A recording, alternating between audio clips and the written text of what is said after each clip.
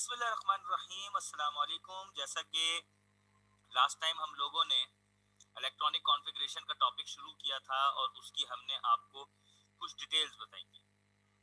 जैसा कि हमारे पास शेल होते हैं जिसको हम ऑर्बिट कहते हैं, के एल एम एन।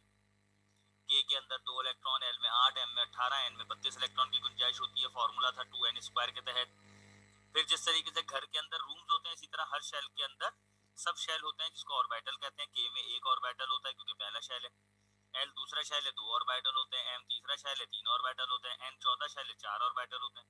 ये ऑर्बिटल होते हैं S P D F. S में 2, पी में 6, डी में 10, एफ में 14 इलेक्ट्रॉन की गुंजाइश होती है।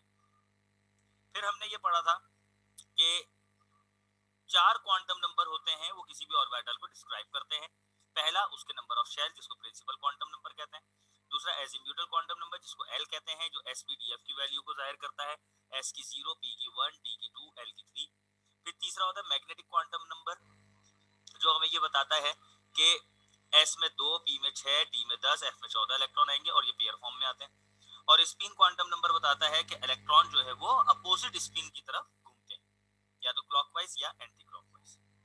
आज हम जो अपना टॉपिक है हमारा, वो हमारा टॉपिक है डिस्ट्रीब्यूशन ऑफ इलेक्ट्रॉन।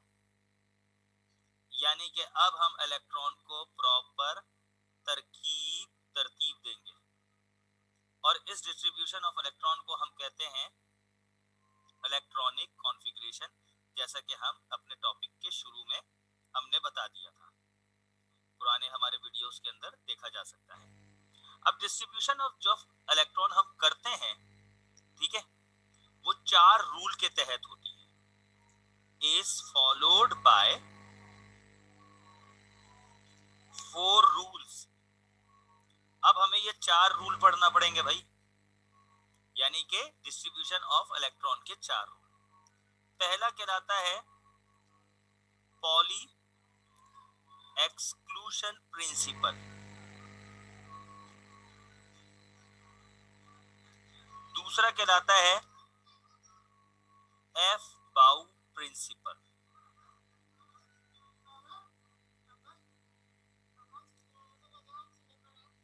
मम्मा को बोलो जाके। तीसरा कहलाता है एन प्लस एल रूल। और चौथा कहलाता है हुंड्स रूल। ये हुंड का रूल था, इसलिए हम इसको कहते हैं हुंड्स रूल। अब हम इन चारों रूल्स को वन बाय वन पढ़ेंगे। मैं रेड कलर सेलेक्ट कर लेता हूं। तो सबसे पहला रूल है हमारा पॉली एक्सक्लूशन प्रिंसिपल। ये हमारे पास पहला रूल है। ये पहला रूल ये कहता है कि नो 2 इलेक्ट्रॉन्स, यानी कि 2 इलेक्ट्रॉन जो होते हैं, मिसाल के तौर पे एक ही हमारे पास बॉक्स है, अब इसके अंदर 2 इलेक्ट्रॉन होंगे, है ना भाई। इन एन एटम, किसी भी एटम के अंदर जो 2 इलेक्ट्रॉन होंगे, can have all 4 quantum numbers alike. यानी कि किसी भी एटम के अंदर जो 2 इलेक्ट्रॉन होंगे, जैसे अगर मैं एस की बात कर रहा हूं तो एस में अगर 2 इलेक्ट्रॉन है, मैं पी की बात कर रहा हूं, पी में आपके 6 इलेक्ट्रॉन आते हैं, लेकिन हर बॉक्स में 2-2 इलेक्ट्रॉन आते हैं, या डी में या एफ में। वो जो 2 इलेक्ट्रॉन होंगे जो किसी एक सब बॉक्स के अंदर होते हैं, ठीक है, ये कभी भी चारों क्वांटम नंबर इसके सेम नहीं हो सकते। ऐसा हो सकता है कि आपका पहला वाला क्वांटम नंबर सेम हो जाए। मिसाल के तौर पे पहले शेल के अंदर 2 इलेक्ट्रॉन आ रहे हैं, तो अब ये जो 2 इलेक्ट्रॉन आ रहे हैं दोनों पहले शेल में हैं, तो दोनों इलेक्ट्रॉन का पहला क्वांटम नंबर तो सेम हो गया। दूसरा, एल प्लस वैल्यू भी सेम हो गई, क्योंकि एल की वैल्यू एस है तो 0 होगी, तो दोनों इलेक्ट्रॉन की एल वैल्यू भी सेम हो गई। चले, मैग्नीट्यूड भी सेम हो गया, एक ही बॉक्स के अंदर दोनों इलेक्ट्रॉन आ रहे हैं। लेकिन चौथा क्वांटम नंबर कभी भी सेम नहीं हो सकता, क्योंकि एक क्लॉकवाइज है तो एक एंटी क्लॉकवाइज। यानी कि किसी भी एटम के अंदर अगर 2 इलेक्ट्रॉन है तो उसकी चारों की चारों क्वांटम नंबर वैल्यू कभी भी सेम नहीं हो सकती। एक सेम हो सकती हैं, दो सेम हो सकती हैं, तीन भी सेम हो सकती हैं, लेकिन कभी भी चौथी सेम नहीं हो सकती। मैं आपको जरा डिटेल एग्जांपल देता हूँ। सपोज करें मैं हीलियम की बात कर रहा हूँ, हीलियम के पास दो इलेक्ट्रॉन है, पहले ही शेल के अंदर दो इलेक्ट्रॉन आ गए, ठीक है, यानी कि एस के अंदर दो इलेक्ट्रॉन आ गए। अब इसकी पहला क्वांटम नंबर कहलाता है एन, दूसरा कहलाता है एजीमुथल एन, तीसरा कहलाता है मैग्नेटिक, चौथा कहलाता है स्पिन। अब देखें, ये जो आपका फर्स्ट इलेक्ट्रॉन है और सेकंड इलेक्ट्रॉन है, क्योंकि इसमें आप गौर से देखें, इसमें आपके दो इलेक्ट्रॉन आ गए ना, ये वाला आपका कहलाएगा फर्स्ट इलेक्ट्रॉन और ये वाला कहलाएगा आपका सेकंड इलेक्ट्रॉन। तो फर्स्ट इलेक्ट्रॉन की एन वैल्यू क्या है, 1, क्योंकि पहले शेल का है, ये रही एन वैल्यू। तो सेकंड इलेक्ट्रॉन की भी एन वैल्यू 1 है। आप कह सकते हैं कि एक क्वांटम नंबर तो सेम हो गया। अच्छा, एस की एल वैल्यू 0 होती है, दूसरा इलेक्ट्रॉन भी एस के अंदर है, इसकी भी एल वैल्यू 0 हो गई, इसको भी आप कह सकते हैं कि ये भी सेम हो गया। मैग्नेटिक क्वांटम नंबर दोनों का क्या है, एस का है, तो इसका 1 1 एक ही बॉक्स के अंदर ही है दोनों, तो मैग्नेटिक क्वांटम नंबर भी सेम हो गया इसका, सही है, क्योंकि 0 है तो 0 के ना आगे ना पीछे कुछ होता है, ठीक है, इसको हम 0 भी कह सकते हैं। लेकिन स्पिन क्वांटम नंबर कभी भी इसका सेम नहीं होगा, इसका क्लॉकवाइज है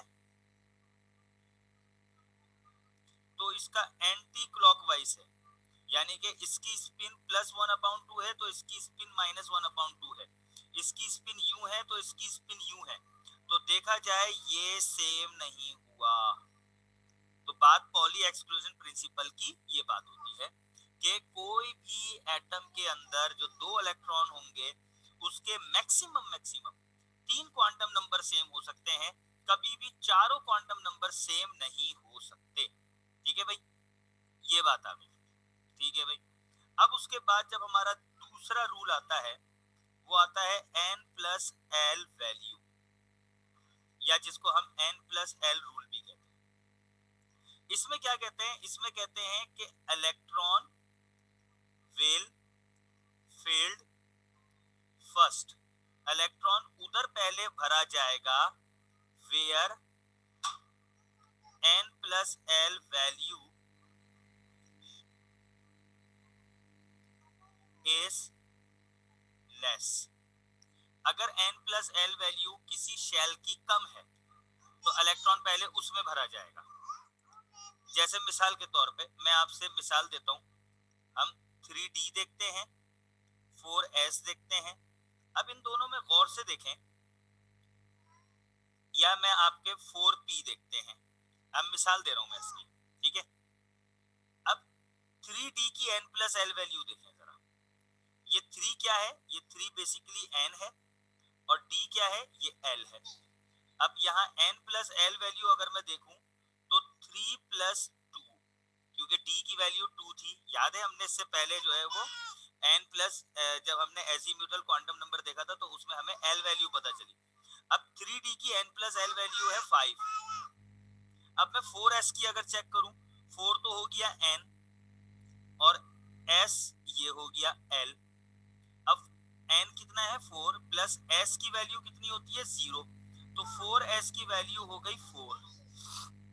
अब आप गौर से देखिएगा कि इस 3D और इस 4s में, 3D और 4s में 3D की वैल्यू बन रही है 5, 4s की वैल्यू बन रही है 4। तो बेसिकली n+l वैल्यू छोटी किसकी है, 4s की, तो इलेक्ट्रॉन पहले 4s में भरे जाएंगे, उसके बाद जाके 3D का नंबर आएगा। बात समझ में आई? यानी कि जहां n+l वैल्यू छोटी होगी पहले इलेक्ट्रॉन उसमें भरे जाएंगे, ठीक है। हम देखते हैं ना, हम देखते हैं पहले के 2s में भरे जाते हैं, फिर 2p में भरे जाते हैं, फिर 3s में भरे जाते हैं। अब आप वैल्यू कैलकुलेट कर रहे हैं, s जो है वो l है, हमने इससे पहले पढ़ चुके हैं, s की वैल्यू 0, p की वैल्यू 1, d की वैल्यू 2, f की वैल्यू 3। अब 2s का मतलब हुआ 2 + 0 यानी कि 2, और 2p का मतलब हुआ 2 + 1 यानी कि 3, 3s का मतलब हुआ 3 + 0 यानी कि 3। अब इन दोनों में चेक करें तो छोटी वैल्यू 2s की है ना, तो पहले इलेक्ट्रॉन इसमें भरे जाएंगे फिर इसमें भरे जाएंगे। n+l वैल्यू का ये रूल है।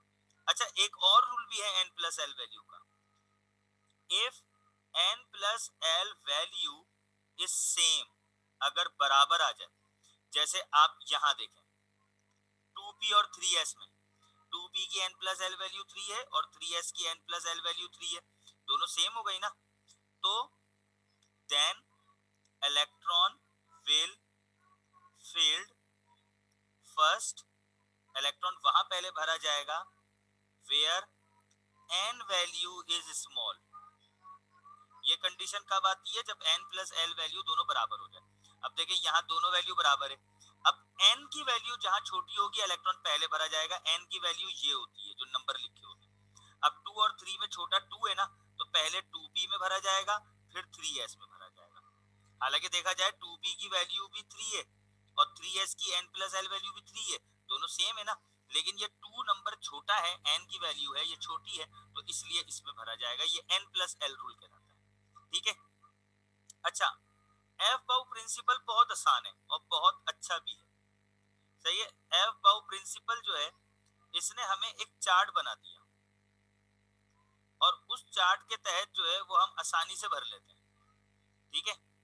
यानी कि increasing order of their energy के लिहाज से भरा जाता है। अब ये चार्ट बड़ा आसान है। ये चार्ट हम कैसे बनाते हैं? सबसे पहला शेल आता है, फिर दूसरा शेल आता है, फिर तीसरा शेल आता है, फिर चौथा शेल आता है, फिर पांचवा शेल आता है, फिर छठा शेल आता है, फिर सातवां शेल आता है, इसी तरह ना। अब पहले शेल में एक ही सब ऑर्बिटल होगा s, दूसरे शेल में दो सब ऑर्बिटल होंगे, एक s और एक 2 का p, यानी कि दूसरे शेल का p। तीसरे में तीन सर ऑर्बिटल होंगे, एक 3s, एक 3p, एक 3d। चौथे में चार होंगे, 4s, 4p, 4d, 4f। इसी तरीके से पांचवे में क्या होंगे? 5s, 5p, 5d, फिर डॉट डॉट डॉट डॉट करते हैं, आगे जाता जाएगा। अच्छा, छठे में 6 होंगे s, 6p, आगे डॉट डॉट डॉट डॉट करते हैं क्योंकि हम f से आगे पढ़ते नहीं है। और फिर 7 में 7s, आगे dot dot dot dot dot करते हैं। अब क्या होता है? वेरी सिंपल, हम क्या करते हैं? हम क्रॉस करते हैं। सबसे पहले हम यू लाइन एक क्रॉस कर ली हमने, उसके बाद हमने एक लाइन यहां क्रॉस कर ली हमने, ये हमने क्रॉस कर ली। फिर तीसरी लाइन हमने उसके बाद क्रॉस की जिसमें हमने देखा ये दो क्रॉस हो रहे हैं। फिर चौथी लाइन हमने ये क्रॉस की, इसमें भी ये दो क्रॉस हो रहे हैं।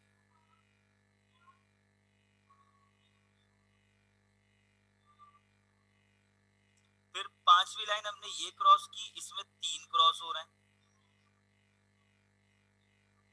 फिर छठी लाइन हमने ये क्रॉस की, इसमें ये क्रॉस हो रहे हैं। फिर सातवीं लाइन हमने ये क्रॉस की, इसमें ये क्रॉस हो रहे हैं, ठीक है।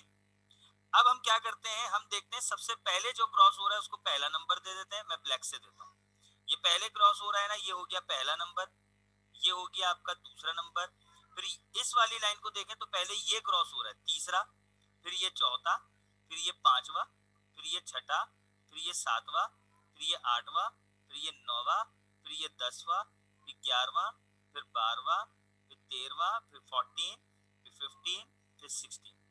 अब हम इसके अकॉर्डिंग लाइन रखेंगे, यानी कि 1s, फिर 2s, फिर 2p, फिर 3s, फिर 3p, फिर 4s, फिर 3d, फिर 4p, फिर 5s, फिर 4d, फिर 5p, फिर 6s, फिर 4f, फिर 5d, फिर 6p, फिर 7s। ये है वो तरतीब, ये वाली, ये है वो तरतीब जिसके अकॉर्डिंग हम इलेक्ट्रॉन भरेंगे। ऐसा नहीं कि हम 3 पर आए तो पहले 3 के सारे भर देंगे, 4 पर आए तो 4 के पहले भर देंगे, नहीं। पहले 1s भरा जाएगा, फिर 2s, फिर 2p, फिर 3s, फिर 3p। 3p के बाद 3d नहीं आएगा, 4s आएगा। क्यों आएगा? आप चाहें तो चेक कर सकते हैं। 4s की n प्लस एल वैल्यू क्या होती है? ये हो गया n और ये हो गया l, तो 4 हो गई। अब 3d की देखें, ये हो गया n और ये हो गया l, तो कितनी हो गई? 5। तो 4 और 5 में 4 छोटी है ना, इसलिए 4s पहले आया। फिर गौर से देखें 4p और 3d में चेक करें, ये हो गया n, ये हो गया l, दोनों 5 5 सेम हो गई ना, लेकिन 3 जो है ये वाला जो 3 है, इसकी n वैल्यू छोटी है इसलिए हम 3d को पहले लिया। तो ये n प्लस एल वैल्यू असल में एफ बाउ प्रिंसिपल के साथ n प्लस एल वैल्यू भी खुद ब खुद ऑटोमेटिकली करेक्ट हो जाती है। तो अब जब हम इलेक्ट्रॉन भरेंगे तो हम इस लाइन के अकॉर्डिंग भरेंगे। ठीक है जी, ये बात भी समझ में आ गई। और उसके बाद हमारे पास जो है वो चौथा रूल होता है, और वो चौथा रूल जो है वो हमारे पास हुन्स रूल होता है। हुन्स रूल ने हमें क्या समझाया कि भाई आप जो है जब इलेक्ट्रॉन भरेंगे तो एक तो पेयर फॉर्म में भरेंगे और दूसरा एक सीधा और एक उल्टा। ये हमने इससे पहले आपको बता दिया था। ठीक है, अब जैसे उसने कहा कि भाई ये आपके पास एस में तो 2 इलेक्ट्रॉन आते हैं, वो 2 इस तरह भरते हैं। अब पी में जब हमारे पास 6 इलेक्ट्रॉन होते हैं तो वो 2 2 के 3 पेयर बनेंगे, है ना भाई, 1 2 3 4 5 6 इस तरह। तो इस 3 बॉक्सेस के नाम रख दिए, इसको कहते हैं पी एक्स, यानी कि एक्स एक्सिस में भरे जाते हैं इलेक्ट्रॉन, पी वाई ये वाई एक्सिस में भरे जाते हैं, और पी जेड ये जेड एक्सिस में भरे जाते हैं। ठीक है, ये इस तरह। तो जब हम इलेक्ट्रॉन भरते हैं ना तो हम यू नाम रख देते हैं हुन्स रूल के तहत, ये पी एक्स है, ये पी वाई है, ये पी जेड है, क्योंकि 2 2 इलेक्ट्रॉन भरे जाएंगे ना, पी में 6 होते हैं तो 3 बॉक्स बनेंगे। तो पहले पी एक्स में एक भरा जाएगा, फिर पी वाई में एक भरा जाएगा, फिर पी जेड में एक भरा जाएगा। ये मैं आपको अपने पिछले लेक्चर में बता चुका हूँ कि पहले हम सिंगल सिंगल भरते हैं, फिर हम पेयर कंप्लीट करते हैं, फिर यहाँ भरा जाएगा, फिर यहाँ भरा जाएगा, फिर यहाँ भरा जाएगा। ये हुन्स रूल कहलाता है। ठीक है भाई, तो यहाँ पर तो जो है वो हमारी ये इलेक्ट्रॉनिक कॉन्फ़िगरेशन के रूल भी मुकम्मल हो गए। अब हम जो है वो इलेक्ट्रॉनिक कॉन्फ़िगरेशन करेंगे, लेकिन वो इलेक्ट्रॉनिक कॉन्फ़िगरेशन हम किस तरह करेंगे ये हम अपनी अगली क्लास के अंदर इसको करके जो है वो फिर हम अपना जो है ये चैप्टर को फिनिश करेंगे इंशाल्लाह ताला। तो आज के लिए इतना काफी है।